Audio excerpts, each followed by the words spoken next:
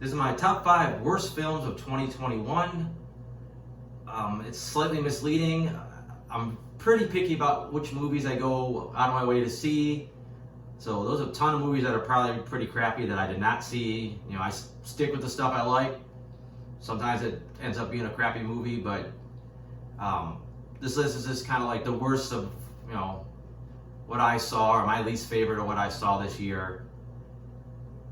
There probably will be some spoilers in here somewhere. I will have a link down below to all the original YouTube reviews, which are all should all be spoiler reviews. And I'm also going to have a link to my blog, soundingbetterinmyhead.com. You can check out this article there, and also there'll be links on there to the original non-spoiler reviews if you really get bored and want to check any of that stuff out. Now, sure, plus I'll leave a lot of stuff out. This is going to be pretty short and to the point. At number 5, I went with Venom, Let There Be Carnage. I thought the first Venom was okay. It didn't blow me away. I know there's a lot of people that really liked it. I thought it was just fine. It was basically Tom Hardy's performance is what kept it entertaining. And Tom Hardy is what makes Venom 2 watchable. But a lot of it's a mess. They left off the last film where they were going to work together, and in this film they basically are back to the odd couple of thing. The odd couple, and they're beefing and they're feuding, and it's just kind of annoying. It doesn't really go anywhere until late in the film. They finally get their shit together. Woody Harrelson's is fine as Carnage because he's not the crazy Carnage like the comics. He's more like or I should say Cletus Cassidy. He's more of almost a Natural Born Killers version of him, but it works for the most part. I thought Shriek was over the top. I thought most of the characters were pretty bland. You really couldn't care if any of them got killed. And the Venom vs. Carnage stuff was fine. It wasn't all that much different than the big symbiote versus symbiote fight from the first movie. But that's about it for that one. Number 4, I'm going to go with Ghostbusters Afterlife. I feel kind of bad putting this on the list. I was really excited about this. I thought actually I hated the beginning. I didn't like the Egon stunt double and all that stuff, which is weird.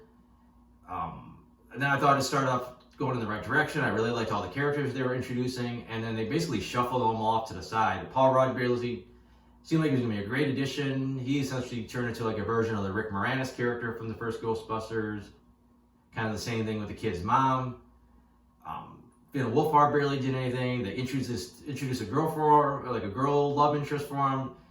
She's barely done enough to justify joining the team. I don't know. It's like they just needed like some other girl on the team. Then the movie's basically just a rehash of the first Ghostbusters.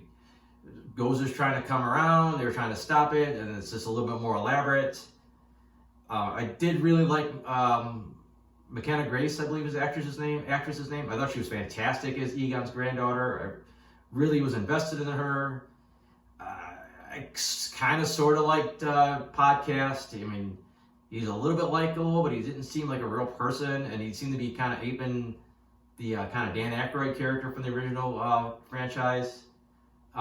The appearance of the Ghostbusters themselves at the end was really nice, and a really nice touch with the Ghost of Egon, even though it was slightly awkward. And then it was kind of just an abrupt ending. Like, I don't know, the ending just kind of stopped. My number 3, I'm going to go with F9. I know they're just supposed to be mindless fun films and just a lot of action, but it just doesn't get any, they don't seem to improve anymore. The action's even more ridiculous than ever.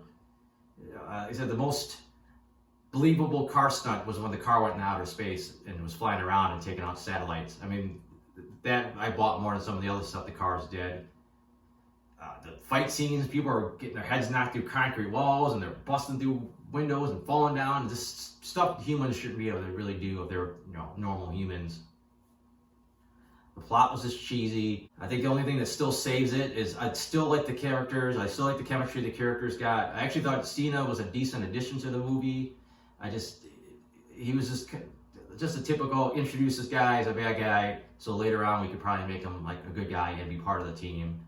and they kind of half-assed around how Han came back. This, I said, it was just pretty forgettable and kind of cheesy. And, the franchise just kind of keeps going back downhill. With number 2, I'm going to go with Snake Eyes, G.I. Joe Origins.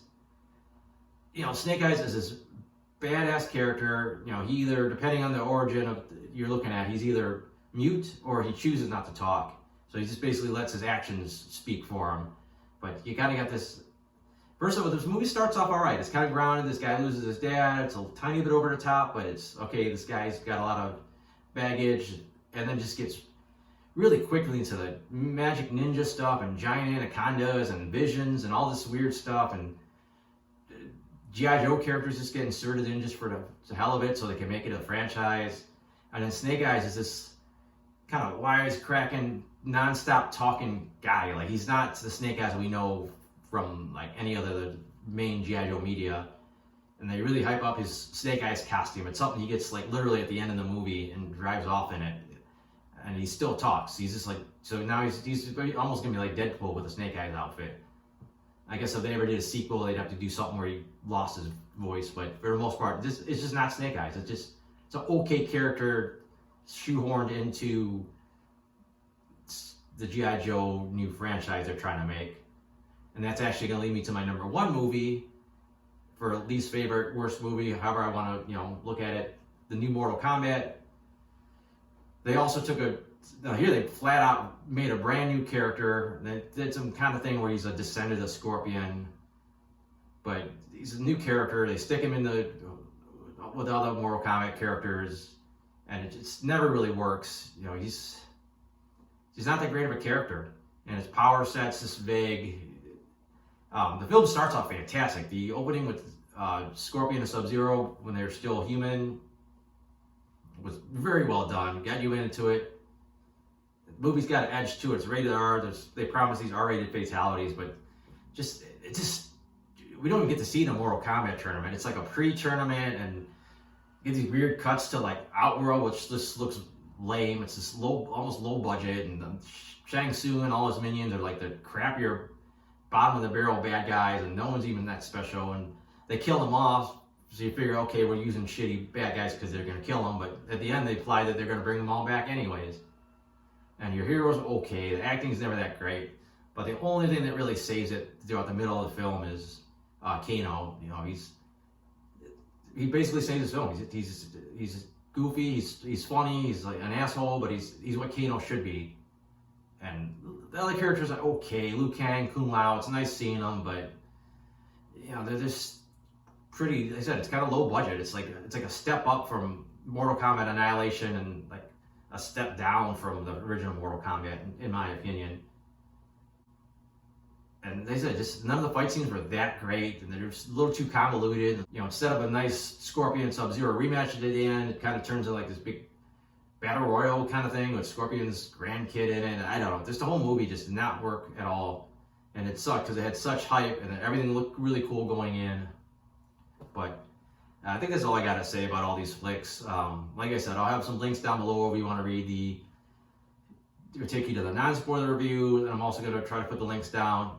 I'm also going to put the links down to my original spoiler reviews if you want some more details. Because I'm sure there's a lot of stuff I forgot about with these movies because they're pretty forgettable, and I kind of want to forget about them after this review. So thanks for watching.